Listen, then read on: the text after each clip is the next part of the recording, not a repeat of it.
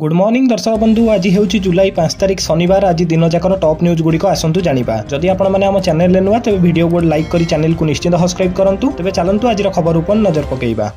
तेज प्रथम खबर, राज्य में बीजेपी सभापति चयन पर घोषणा है तारीख। दीर्घदिन धरी लगी रही कल्पना जल्पनार अंत घटी। दीर्घदिन हेब राज्य में बीजेपी सभापति चयन को नहीं लगी रही आंशिकार पूर्णछेद पड़ी। जुलाई मास 8 तारिख में राज्य बीजेपी सभापति चयन हेब। एने सभापति निर्वाचन प्रक्रिया आरंभ हो जाइछि। एने 6 तारिख में विज्ञप्ति प्रकाश पाइबो एवं 8 तारिख में सभापति भोट पड़िबो एवं नाम घोषणा हेब। एने बीजेपी सांसद तथा राज्य बीजेपी निर्वाचन अधिकारी प्रताप षडंगी सूचना दैछन्ति। सेपटे सभापति पई मतदान तारीख घोषणा हेबा पर किए हेब सभापति ताकु नै चर्चा जोर धरिछि। एपटे सभापति पदर थिबा मनमोहन सामल पुणी थे पद दोहराइबे ना अन्य केउ नेता को राज्यर सभापति पद मिलिबो। तेबे परवर्ती खबर, मुख्यमंत्री को बड़ घोषणा, महानगर निगम हेबो जगन्नाथ धाम पुरी। मुख्यमंत्री को बड़ घोषणा, पुरी आ पौरांचल मान्यता रहिबो नाही। एणिकी महानगर निगम हेबो जगन्नाथ धाम पुरी। पवित्र रथयात्रा अवसर में मुख्यमंत्री बड़ घोषणा करछन्ति। ता सहित श्री जगन्नाथ संग्रहालय, ग्रंथागार एवं गवेषणा केन्द्र प्रतिष्ठा हेबो। श्री जगन्नाथ संस्कृति, किंवदंती एवं इतिहास हेबो प्रचार। ओडिया अस्मिता को दियाजिबो गुरुत्व। नागरिक मानकु सुविधा सुजोग जोगाई देबा सांगकु बहुविध सेवा, पर्यटक और चर्चा द्वारा एक विराट सकारात्मक परिवर्तन नहीं लक्ष्य रखिछन्ति सरकार। एने आज लोकसेवा भवन में मुख्यमंत्री घोषणा करथिया बेले तांको सहित पुरी सांसद संबित पात्र मध्य उपस्थित थिले। 2036 सुधा पुरी हेबो सुंदर, सबुज एवं विकसित पुरी। पुरी बिना विकसित ओडिशा संभव नुहे बोली कहिसन्ति मुख्यमंत्री। तेबे परवर्ती खबर, श्रमिकों परिवार को सहायता राशि घोषणा कले मुख्यमंत्री। तेलंगानार एक फैक्ट्री भयंकर विस्फोरण घटना जहाँकि 2 दिन तले होइथिला एवं एई विस्फोरण ने सेही फैक्ट्री रे काम करथिबा 40 जन श्रमिकों मृत्यु होइथिबार मध्य सूचना मिलिथिला। जेउमानक मध्य 8 जन ओडिया श्रमिक मध्य थिले। तेणु मृत 8 जन ओडिया श्रमिकों परिवार को सहायता राशि घोषणा करछन्ति मुख्यमंत्री मोहन चरण माझी। तेलंगानार एक फैक्ट्री विस्फोरण में 40 जनकर मृत्यु घटी।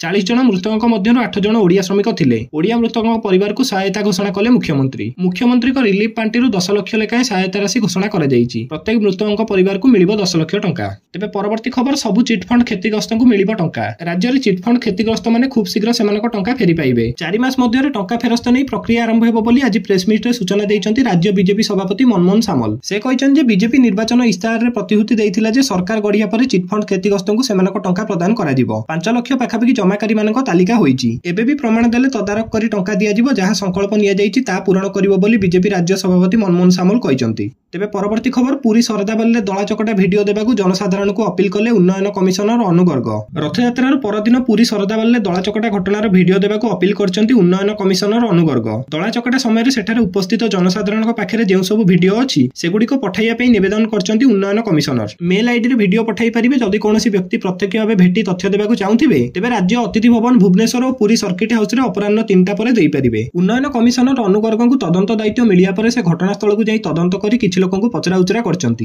तेबे परवर्ती खबर, स्वाभाविक है राज्य शासन व्यवस्था। आज स्वाभाविक है राज्य शासन व्यवस्था। 3 दिन धरी राज्यव्यापी ओएस मानक कार्य बंद आंदोलन जो अटकी रही प्रशासनिक व्यवस्था। आज पुणी कार्य जोगदेले ओएस अधिकारी। तहसिल ब्लॉक ऑफिस को विभिन्न कार्य जाउथिबा लोक निराश होई फेरुथिले। बीएमसी अतिरिक्त कमिशनर को माड मारिबा घटना रे पछद पटरे बीजेपी नेता जगन्नाथ प्रधान को हाथ रहिथिबार अभियोग आनिथिला ओएस संघ। एही बीजेपी नेता को गिरफ दाबी रे अड्डी बसथिले ओएस अधिकारी। जगन्नाथ प्रधान गिरफ हेबा परठु आज स्वाभाविक भाव चलछि कार्य। ऑफिस कार्य रे जोग देउचंती ओएस अधिकारी। बीएमसी अतिरिक्त कमिशनर रत्नाकर साहू को आक्रमण घटना रे गुरुवार रात्रि बीजेपी नेता जगन्नाथ प्रधान आत्मसमर्पण करथिले। जामिन नामंजूर हेबा कारण जगन्नाथ प्रधान को झारपड़ा जेल को पठाई दिया जाइछि। तेबे परवर्ती खबर, उच्च शिक्षा विभाग बड़ निष्पत्ति। पिला भल पाठ न पढ़ले कॉलेज रे पड़िबो ताला। नुआ शिक्षा वर्ष आरंभ सरकार को बड़ निष्पत्ति। खराब प्रदर्शन करथिबा किबा पिला हेउनथिबा डिग्री कॉलेज को बंद कर दिया जिवो। सरकारी अनुदान प्राप्त घरोई वृत्तिगत पाठ्यक्रम शिक्षा प्रदान करथिबा कोनोसी भी कॉलेज रे जदि छात्र छात्री को उपस्थान कम रहउछि किबा लगातार खराब प्रदर्शन हेउछि सेही अनुष्ठान ने ताला पकाइबो उच्च शिक्षा विभाग। उच्च शिक्षा विभाग उच्च क्षमता संपन्न कमिटी एभली निष्पत्ति नैछि। या सहित 3 नु 4टी शिक्षा वर्ष रे सीट खाली पड़ले संप्रक्त कॉलेज को भी बंद कर दिया जिबार उल्लेख करा जाइछि। उच्च शिक्षा विभाग उच्च क्षमता संपन्न कमिटी एभली निष्पत्ति नैछि। सेहिपरि अनुमति प्रदान दिगरे मध्ये कठोर होइछि उच्च शिक्षा विभाग।